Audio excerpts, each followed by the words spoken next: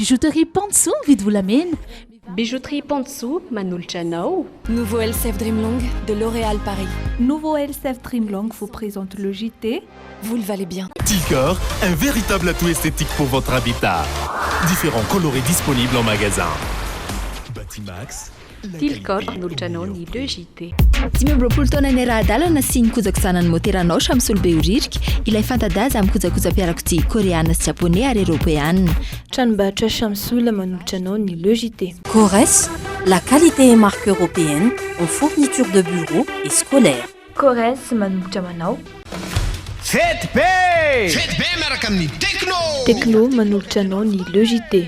Techno, expect more. Bonobon vous présente le JT.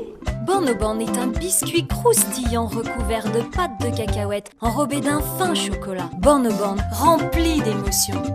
Bonobon. Telma, safidiko numéro 1 malagasy manolotra ho anao.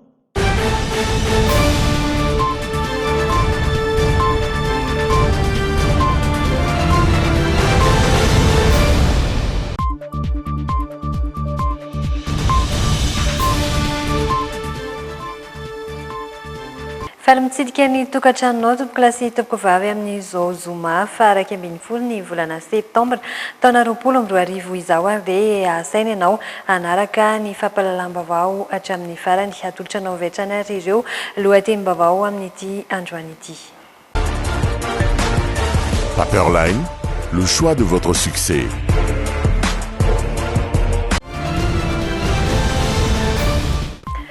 Nisokatra androany ny lalam-pirenena fa 7 mbola vitsy ireo mpandeha raha araka ny fanazavana voaray.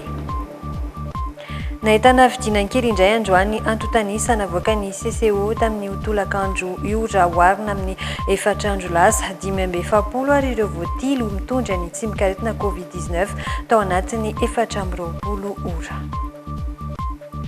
Ny fanometanana tamin'ireo mpiasa veriasa sy voaterina ato ireo orinasa marobe izay afaka nanampy ny vondron'ny orinasa eto Madagasikara vola mitetina 300 tapitrisa ariary ary no voangona tamin'izany. Omaly na tratra fampidirana antsokosoko tavoangina zava-pisotro misy alkôla misa 770 niaraka tamina sigara 770 baoritra ny mpiasan'ny fahatozeranana. Anisan'ireo satiana-baovao arahanao ato anatin'ny le JT ireo ary dia mbola anasananao hatrany tsy saraka aminay hatramin'ny farany hindahoary jerena vetrany ny alahuna. Mpianatra tsy aisaina no mahay zava-baovao isan'andro. Premier Plus, miatsara hatrany ho an'ny fahombiazanao. Premier Plus, dans la vie, il y a les premiers et il y a les autres.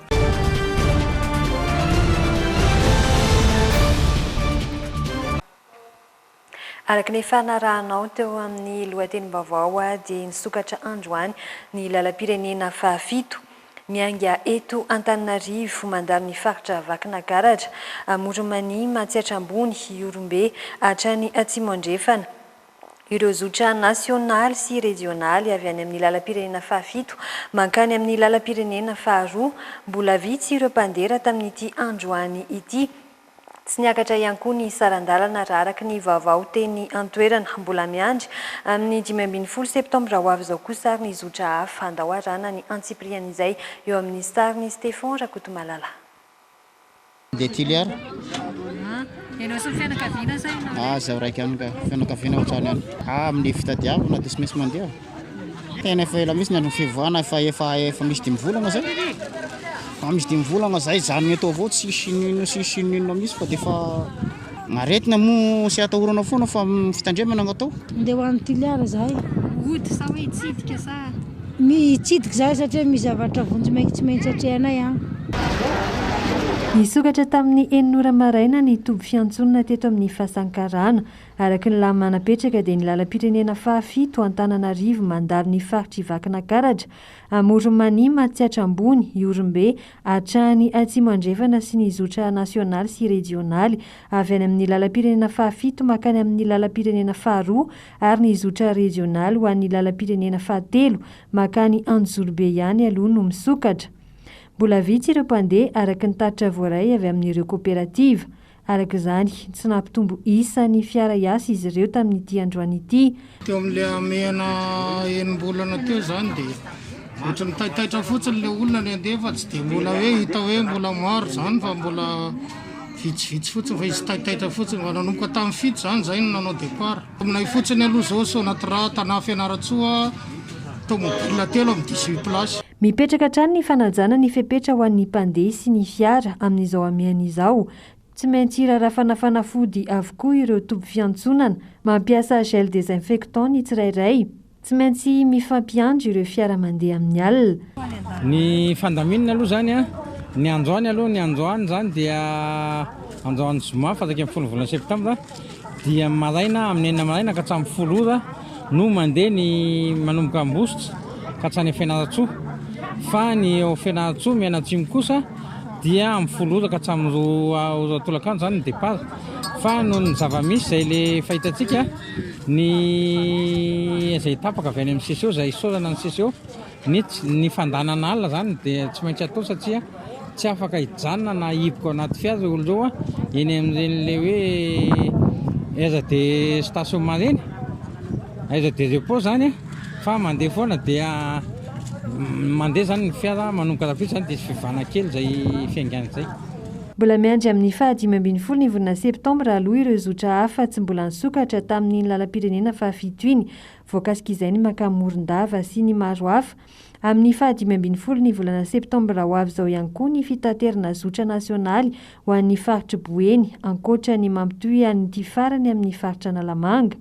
Dia zotra andananay zany a, tana Vangaindrano, tana Morondava, tana Beloa. Ataonay zany hatreto aloha dia mbola mandray réservation. Réservation-nay zao raha ny tena izy zao mbola eo amin'ny tomobila ray zao mbola feninay. Araka ny fanazavana hatreto dia tsy mbola misokatra ny zotra makany Antsiranana, niakatra hatrany mantsy ny antontanisan'ireo olona fantatra vavoan'ny Covid-19, nahitana tranga vaovao 12 zao tamin'ity androany ity. Omenanao avy hatrany indray ary ny vaovao mahakasika ny fivoarany tsy mikaretina coronavirus eto Madagasikara.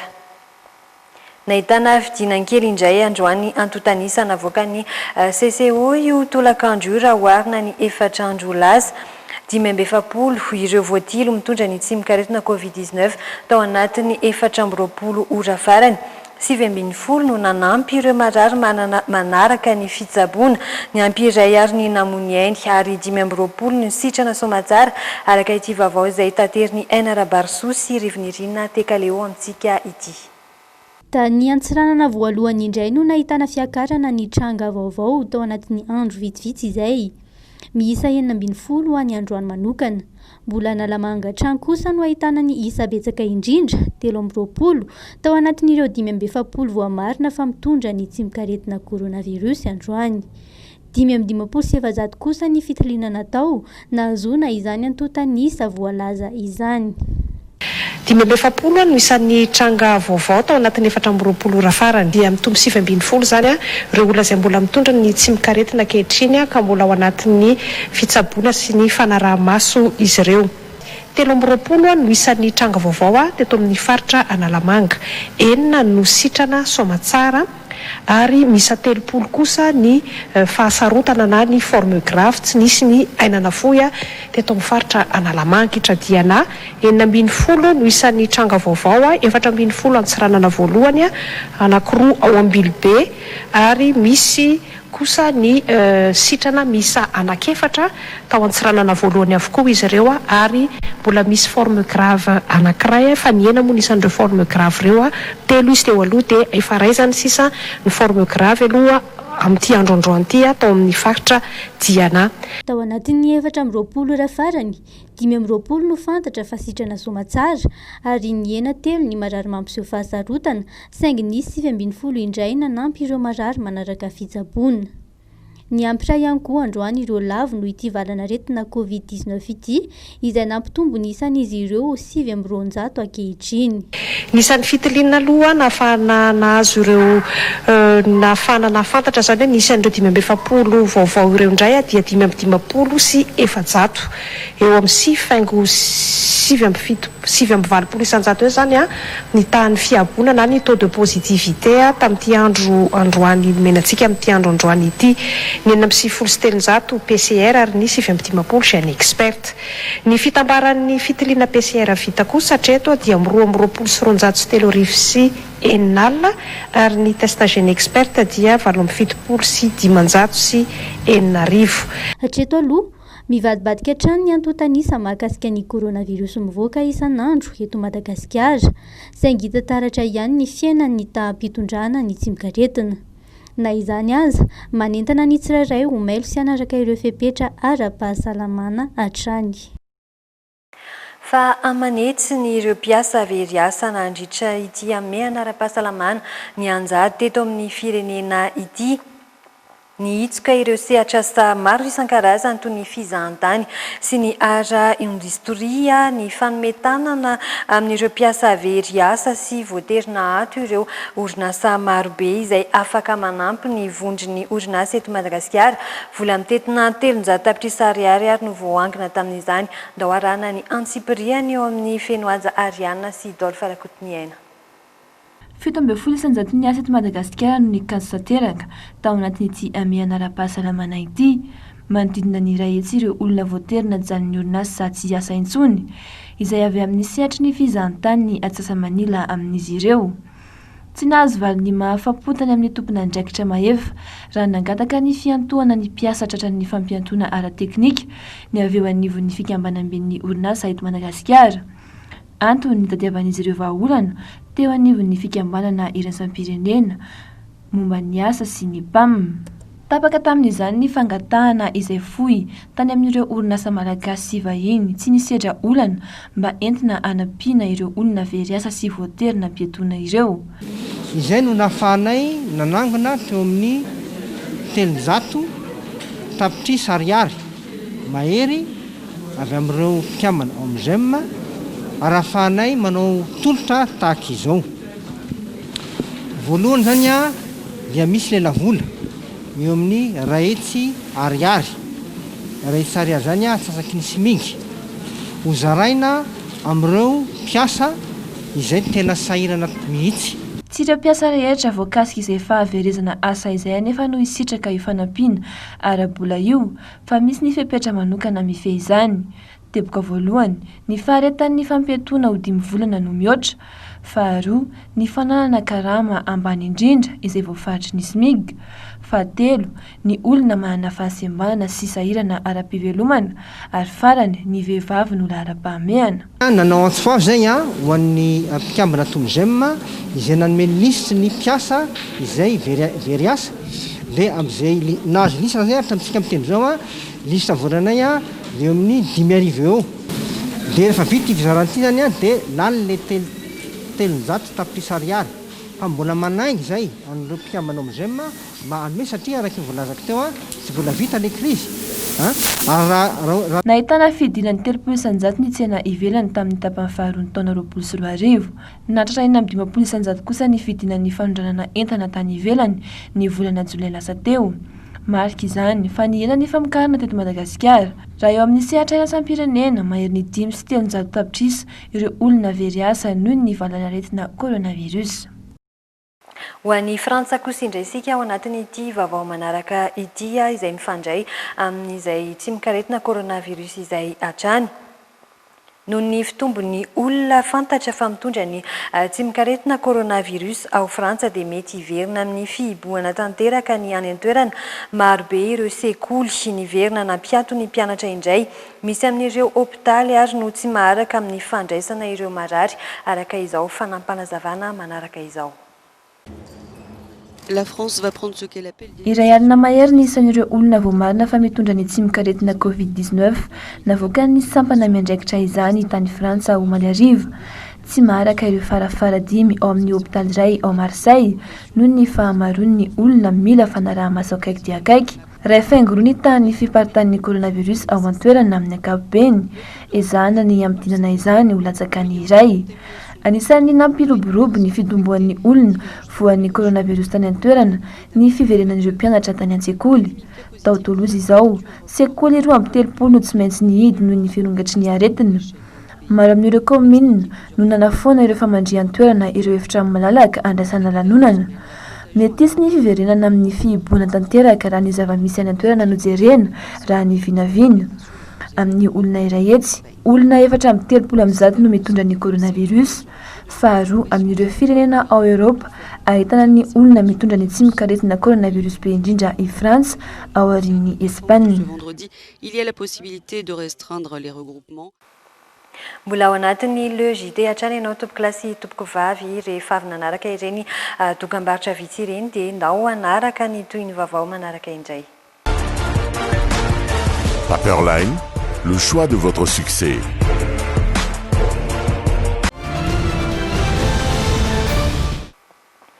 Ahina ho kolikoly ny fomba nahazahoan'ny orinasa Semlex ny tsenam-barim-panjakana amin'ny fanontana passeport biometrika tamin'ny taona 7 voatonona ao anatiny lahatsoratra fanadihadiana lalina ny anarana tompona ndraiky mpanjakana ambony. Voakasika tamin'ny raharaha kolikoly, miantso ireo ratsamangaiky misahana ny ady amin'ny kolikoly hifantoka manoloana ity raharaha ity ary ny firaisamonim-pirenena Transparency International ndahoarana ny fanazavana mahakasika izay. Nivoaka tao amin'ny tranokala ny OCCRP na nitetika asa nampanao gazety fitaterana ireo eloka sy kolikoly maneran-tany ny lahatsoratra mikasika ny nahazon'ny orinasa belge Semlex ny tsenam-barim-panjakana fanamboarana passeport tao amin'ny kolikoly goavana. Raha nambaran'ity lahatsoratra ity izay azo vakina ao amin'ny tranokala malina.mg vola mitetina hatrany amin'ny €2.1 na 4,500 tapitrisa ariary no heverina fanomen'ny ilay orinasa Semlex ho an'ny sekretera-panjakana miadidina filaminam-bahoaka tamin'ny taona 2014 sady isan'ireo mpanao sonia an'ilay fanarahana. No marin'ireo mpanao gazety fa tamin'ny alalan'ny fivoahan'ny fampiresahana anatiny tao amin'ny Semlex no nahazony izany raki-baovao izany. Raha araka io lahatsoratra ihany, nanantona mpisehatra politika hafa ihany koa ny orinasa Semlex, isan'izany ny ministra Rarambahiny tompo-toerana tamin'ny taona 2014 hatramin'ny 2012 mba hahazoana fanarahana manao asa mpanjakana sy tombotsoa hafa ho takalo ny fanohana anazy ara-politika. Maloro indrindra no anaovan'ny firaisamonim-pirenena antso amin'ny fahefana mahefa indrindra ny Bianco sy ny Samfin mba hanatanteraka fanadihadiana momba ny fahamarinan'ireo tranga mitsikafina voalazo ireo. Iantefan'ny antso ihany koa ny fahefana avy momba ny lalam-panorenana mba hitsara araka ny fahefana omeny lalam-panorenana azy sy ao anatin'ny fitongilanana sy fahendrena tanteraka ireo tranga kolikoly mahatafiditra mpisehatra politika ary ny ministeran'ny filaminam-bahoaka mba hanazava ny anto hanomezana ilay fahafahana namokatra passeport biometrika ho an'ny orinasa Semlex sy ny fepetra-panavaozana tamin'ny taona 2013. Zon'ny olom-pirenena ny mahita ny votoatiny izany fanarahana izany ka tokony avoaka tsy misy atakandro hoy ny firaisamonim-pirenena. Tokony ho tanterahana arak'izay aingany indrindra arak'izany ny fitsirihana tsy mitanila momba ny fepetra fanaovana fanarahana rehetra mikasika ny atotan-taratasy n'olom-pirenena. Mila mafisina ihany koa izy ireo ny fanaraha-maso ny tsenam-barim-panjakana, ny fananana androm-panjakana matanjaka sy mahaleo tena miady amin'ny kolikoly no antoka ahafahana miady amin'ity fahalovana eto amin'ity firenena ity.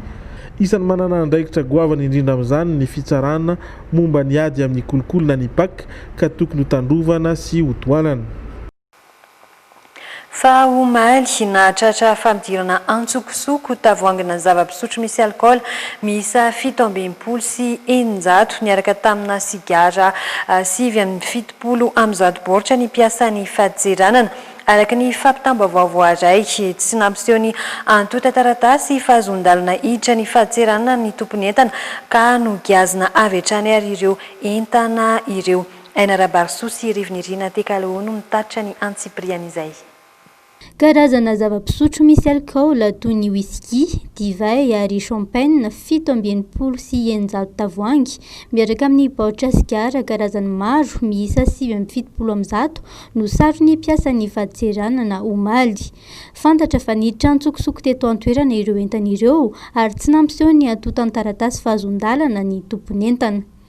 Vantanvona iray fampitam-baovao mahakasika izany ny mpiasan'ny faditseranana nangataka lalana hanao fisavana ny trano fonenan'ny tompon'entana avy hatrany ny sampanasa miady amin'ny osika teny anivon'ny paka. Taorian'izay dia fantatra fa voarara ny fampidirana ireo entana ireo eto Madagasikara ka mitana ny mpitatandrara ny faditseranana avy hatrany. Vita ny famotom-pitorana ka efa eo anivon'ny fitsarana ny raharaha ankehitriny. Tsy vao voalohany anefa ny tranga fampidirana entana voarara ntsokosoko tahaka izao teo anivon'ny faditseranana.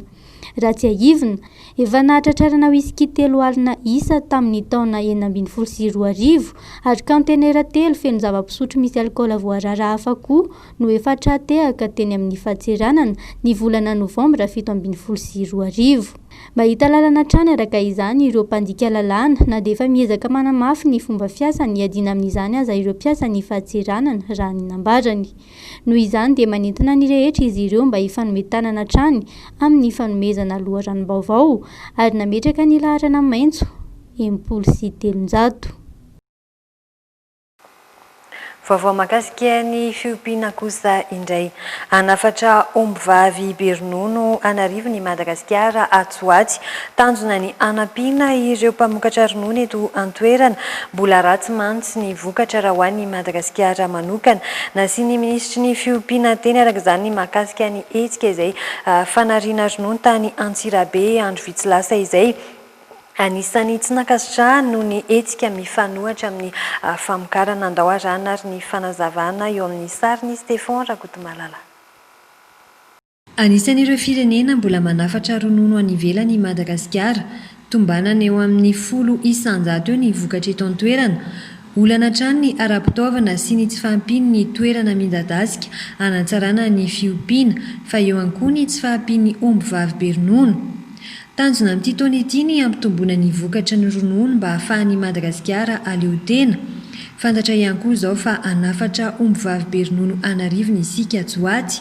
Araka nambarako teo ombivavy ahafahantsika manabe vo an'izany sy ampamokarana izany. Tsy izay ihany fa hotohizana ny ezaka amin'ny alalan'ny fampanarahana eto tanana hanatsarana ny taranak'omby. Ny fampitaovana ohatr' izao ny famatsiana arabola, ny fanomezana tany amin'ny alalan'ny titravert sy ny sisa zany ezaka lehibe satria ny tanjontsika dia ilay fahavitantena ara-tsakafo isan'izany fahavitantena ara-dronono. Hojerena akaiky araka izany ny fomba hampiroboroboana ireo orinasa mpamokatra ronono mba tsy hisian'ny tranga izay fanariana ronono tahaka ny tao Antsirabe andro vitsy lasa izay. Nanamafy ny ministry ny fiompiana fa tsy ho ela ny fizarana ny tetikasa titre vert. Fampanantenana ataon'ny filoha entina nampiana ny tanora sy ireo izay maniry ny sehatra amin'ny fampiroboroboana ny tontolo ambanivohitra. Hoe ny olona izay te voalohany indrindra aloha zany ny tanora zany tena tiantsika jerena manokana satria raha nandalo tany ny filohan'ny repoblika nandalo tany izay dia be dia be ny tanora zany izay ataontsika tsy na navita fianarana na tsy navita izay tsy manana asa tena raikitra ivelomana dia isan'ny fanomezana fanohanana azy ireo zany dia raha te hisehatra ao anatin'ny sehatra ny famokarana amin'ny tontolo ambanivohitra izy fiompiana fambolena jona dia zay le antom-pisian'ilay tetikasa. Io tsy hoe tetikasa fotsiny hoe mena tany fa mena fanofanana izy, mena trano manara-penitra izy, mena ny zavatra irehetra ilaina ary tsika arany anangana tanàna ambanivohitra zay matehonina. Nisy ny fampitaovana n'ireo mpamokatra ronono tao amin'ny faritra Ivakinankaratra sy Itasy teny Ampandrinomby androany mba hanampy azy ireo amin'ny asany. Vaovao mahakasika ny tontolo iainana kosa indray. Nanomboka androany ny fitadiavana vahaolana amin'ireo hazo ahodina eto an-toerana izay ananan'i Madagasikara tahiry betsaka amin'izao fotoana izao. Nanambara ny ministry ny tontolo iainana tamin'ity androany ity fa tsy mbola misy ny hazo sarobidy na ondrana ara-dalàna voarakitra ao amin'ny sampan-draharaha miandraikitra izany tao anatiny 20 volana lasa teo izay ary dia hoarahantsika ny fanazavana mahakasika izay. Olana ho an'ireo mpitrandraka azo amin'izao fotoana izao ny note navoaka ny ministera ny tontolo iainana tamin'ny taona 2012 izay nampiato ny fitrandrahana azo. Maro anefa ny tahirika azy tokony ahodiny eto Madagasikara saingy tsy afaka nanohy izany ireo mpitrandraka noho io noti nivoaka io. Nilaza ny injery vahaolana mahakasika izay indrindra moa ny ministry ny tontolo iainana androany. Misy tarehimarika azonay omenanareo niprezenteny teknisianina teo fa mazava tsara aloha ankehitriny zany a eo amin'ny 6000 mètres cube eo ilay tarehimarika na stock na hazo andavanandro zany a zay azo lazaina hoe misy sy eo amin'ny faritra 140 eto Madagasikara. Izy ireny a dia hazo efa nandraisan'ny fanjakana vola tamin'ireo adjudicateur ny ankamaroany ary ny sasany dia hazo avy amin'ireo fondro ny fotony.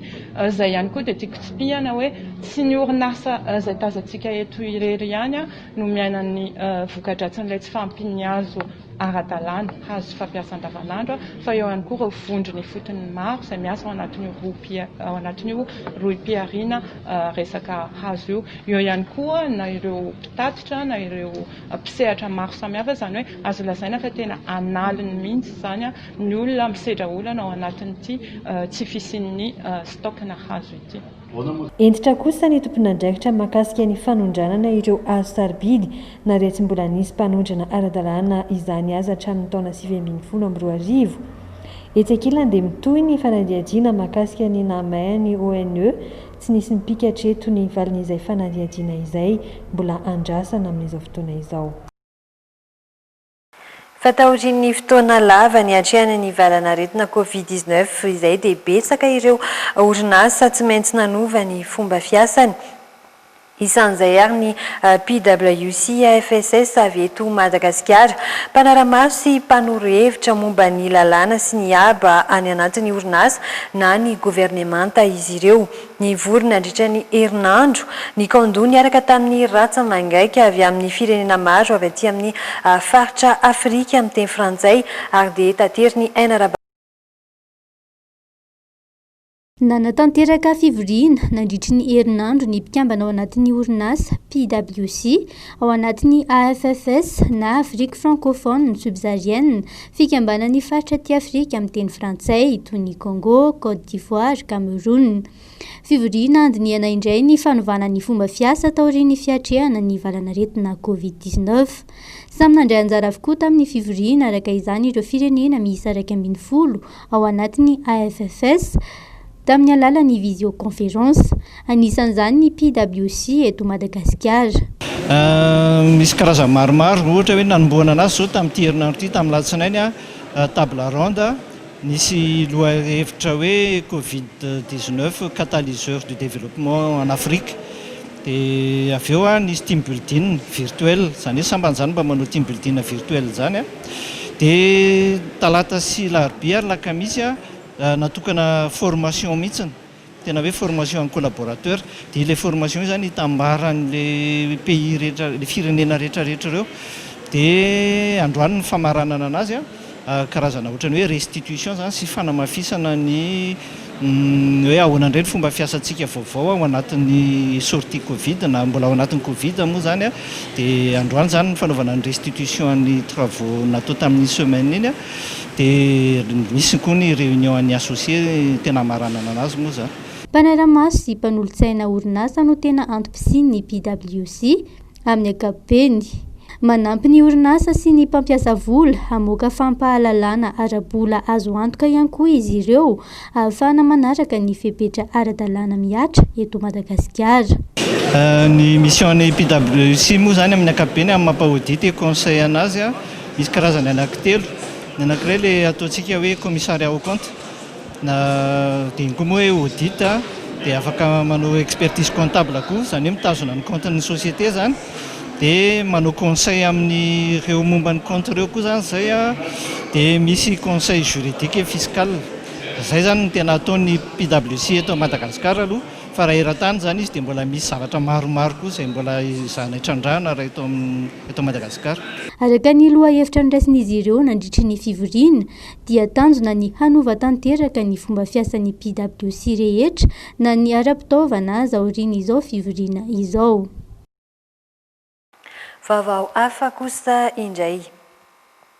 Rafi-piaramonina miainga avy amin'ny fanapahan-kevitry ny fokon'olona anatanterahana ny asa iombonana ny kianja tao amin'ny komina Arivomamy no nametrahana io rafitra io ary nampiova ny fomba fiainana, nampandroso ny komina sy nampirahina ny mponina tao an-toerana ny fametrahana io rafitra io no filoha-hevitry ny CFM avy any amin'ny faritany Antananarivo arahantsika ary ny fanazavana mahakasika izay. Raha fiarahamonina iray eo anivon'ny fokontany mba hifampifehezana miainga ny fotony ny kianja. Miainga ao amin'io kianja io avokoa ny asa fampandrosoana, ny fandriampahalemana, ny fanisana ny mponina, ny fotodrafitrasa hajoro. Ho an'ny ramatoa Nufril dia nahita tombony tamin'ny fananganana ny kianja noho ny fanaovana asa iombonana ny tenany. Dia latsaka ny ovy dia tsy atao fanakaiky be ohatra an'izao fa atao melanelana. Mety io na telo aza ataonao lavaka fa atao melanelana eo amin'ny 10 cm eo na efatra ataonao mety. Fa raha be loatra indray izany dia mandalo zezika. Dia arotsaka ny zezika eraka ny tanana ny ovy no atao ambany dia ataonao zezika ohatr'izao. Miainga amin'ny fanapahan-kevitry ny fokon'olona no anatanterahana ny asa iombonana izay miantraika amin'ny fiainana andavanandro mponina, hoy ny filohan'ny kianja ao Ambokary, fokontany Morafeno, komina Arivomamy. Disika ny sabotsy zay tamin'ny taloha amin'ny confinement dia isa miasa asa bokin'olona dia izy tsy afaka miasa dia mandoa valeur mitovy amin'ny sarika tsay fa tsy rivo ariary.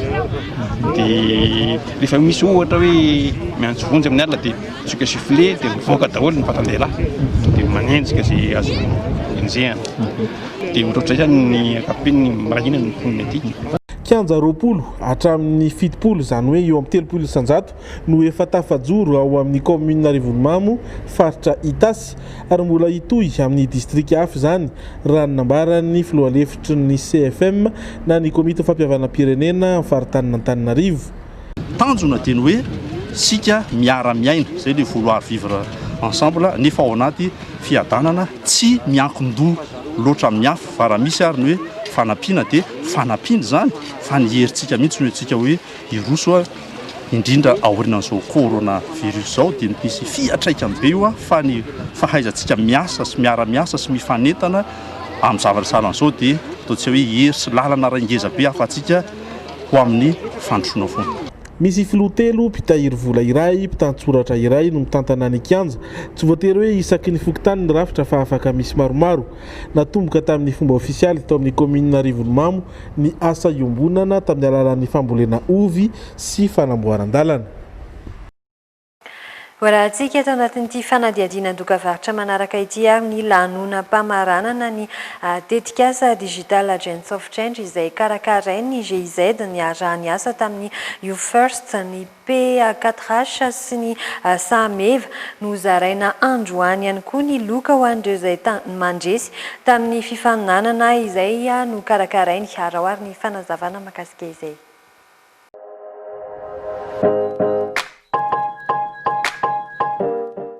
Fitaovan-tserasera nisan'ny asa indrindra tamin'ny fiatrena ny amiana ara-pahasalamana ny tambazotran-tserasera.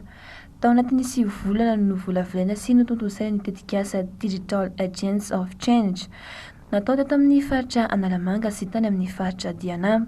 Tamin'ny nanomboana anazy zany tsy mbola tena hoe nisy an'izao situation sanitaire zao fa ny fisin'le situation koa vao mainka nanamafy ny mampazava-dehibe an'iny tetikasa iny satria lasa à distance daholo zany ny fifandraisana, ny outil numérique ny tena nampiasaina ary marefo indrindra ao anatin'izany fampiasana ny outil numérique zany ny tanora sy ny ankizy. Nisy ny fifaninana no karakaraina nandraisana tanora 720 anjara izay nifantinana ireo telo tsara indrindra sy coup de cœur iray. Dia ny tena mivisiko tao anatin'ilay vidéo zany le hoe ahoana ny fomba hikarakarana an'le identité anao, le maha-izy azy anao ao anatin'ny tambazotra. Ny vidéo nataoko indray zany dia miresaka mikasika ny fampiasana Facebook amin'ny zavatra tsara. Dia nataoko niainga tamin'ny tantarako manokana le izy satria eto amin'ny Facebook nahita karazana opportunité be dia be izay mahatonga ny fiainako lasa ohatr'izao. Le vidéo nataoko vidéo momba ny sécurité en ligne des jeunes, notamment des jeunes filles. Dia tia nampitaina anatin'ilay izy hoe tsy ny piratage, tsy hoe resaka piratage sy ny sisa ihany ny atao hoe danger en ligne fa na dia zavatra eritreretintsika hoe kely be izy dikana ary dia mety hitondra ny amin'ny zavatra ratsy foana. Ny anahy manokana zao ny message nampitaiko hoe tsara zany amin'le vie en ligne hoe ajaina ny tenanao ary ajaina koa ny hafa hoe loha-hevitra roa samihafa no natolotra ireo mpifaninana ka izy ireo no nisafidy izay mety amin'izy ireo. Maro ireo fampiorohorona amin'ny alalan'ny tambazotran-tserasera lasibatra amin'izany indrindra ny vehivavy tanora. Misy tanora eo amin'ny 84% tanora izay nanketena zany misy iarana loza, iarana victimana danger en ligne zany. Dia tao anatin'izay indrindra misy action maromaro nataonay izay nifandray tamin'ilay tetikasa iarahana amin'ny GIZ Prodecide, iarahana amin'ny P4H koa moa zany. Manana ny toerany ihany koa ny vehivavy eo amin'ny sehatry ny haitao sy ny digitaly eto Madagasikara. Efa maro ireo mirona amin'izany. Me be dia be mihitsy ny vehivavy eo amin'ny sehatra digitaly. Ny sehatra digitaly moa misy karazana secteur, misy ny atao hoe communication digitale, misy koa ny teknika kokoa, robotika sy ny sisa. Dia ny eritreritrintsika hoe any amin'ilay communication daholo matetika ny vehivavy no mirona fa efa azo lazaina hoe diso izay eritreritry izay. Fa efa be dia be zao ny vehivavy manao ny atao hoe robotika, manao développement web sy ny sisa sy ny sisa. Misy ara vondrona iray atao hoe girls robotika izay tena hoe vehivavy daholo ny ao anatiny.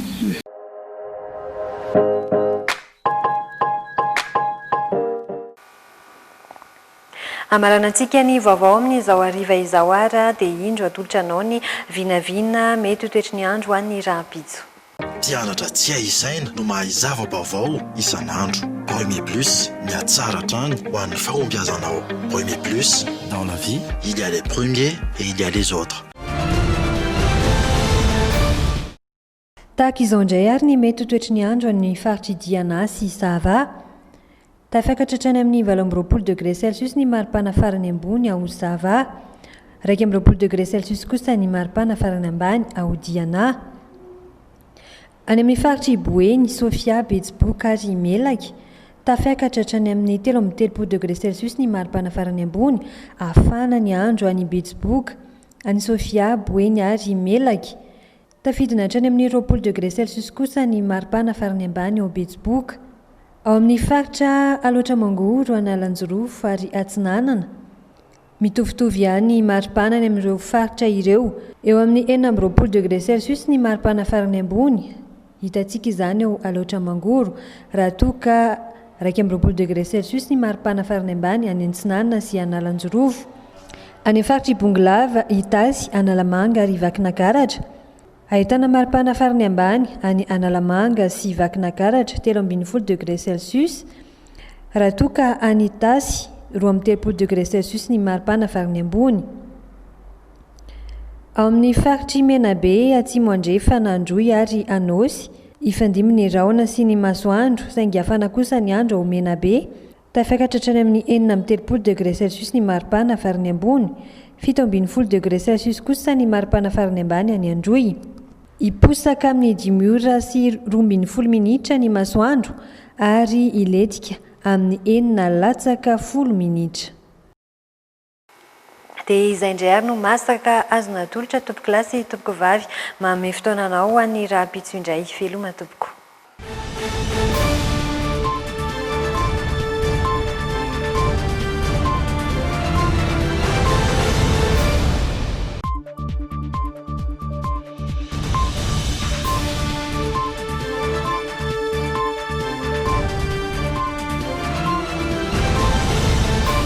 Telma, safidyko numéro 1 malagasy manolotra ho anao.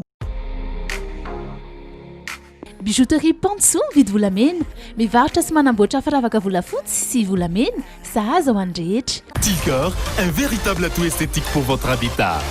Différents colorés disponibles en magasin. Batimax, Tilcor, le JT. Nouveau LCF Dreamlong de L'Oréal Paris. Nouveau LCF Dreamlong vous a présenté le JT. Vous le valez bien. Bonobon vous a présenté le JT. Bonobon est un biscuit croustillant recouvert de pâte de cacahuète enrobé d'un fin chocolat. Bonobon, rempli d'émotions. Paperline, le choix de votre succès. 5 taona ny raha-dalana sy ny kojakojana ny moteranao samsolobe oririka ilay fantadaza amin'ny kojakoja-piarakodia koreana sy japonais ary eropeana. Tranombarotra Samsol manolotra anao ny logité. Fetbe miaraka amin'ny Tekno manolotra anao ny logité. Tekno expect more.